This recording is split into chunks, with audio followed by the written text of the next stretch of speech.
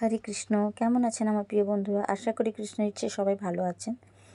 রাত পোহালেই একাদশীর ব্রত, সেই সঙ্গে উত্থান একাদশী থেকে পূর্ণিমা পর্যন্ত ভীষ্ম পঞ্চক ব্রত।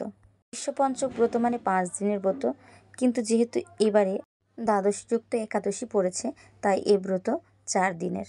পদ্মপুরাণ ও স্কন্দ পুরাণে বর্ণিত আছে, যে ব্যক্তি ভীষ্ম পঞ্চ ব্রত পালন করেন, পিতামহ ভীষ্ম যতদিন এই ধরাধামে অবতীর্ণ ছিলেন, তার আয়ুষ্কালে তিনি যত পুণ্যকর্ম করেছেন, সেই পুণ্যের ফল ভীষ্ম পঞ্চক ব্রত যে ব্যক্তি পালন করেন তিনি প্রাপ্ত হন।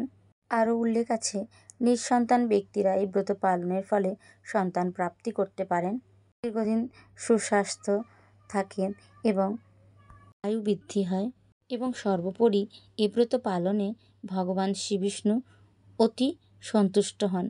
আমাদের প্রত্যেকেই কর্তব্য এই ভীষ্ম পঞ্চক ব্রত পালন করা।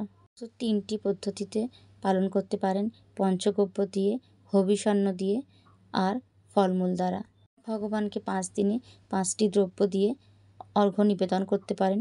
প্রথম দিনে চরণে পদ্মফুল, দ্বিতীয় দিনে জানুতে বিল্বপত্র, তৃতীয় দিন ভগবানের নাভিদেশে গন্ধদ্রব্য, চতুর্থ দিন স্কন্দে সাদা জবা এবং পঞ্চম দিন মস্তকে মালতী পুষ্প। আশা করি সকলেই পালন করবেন। হরে কৃষ্ণ।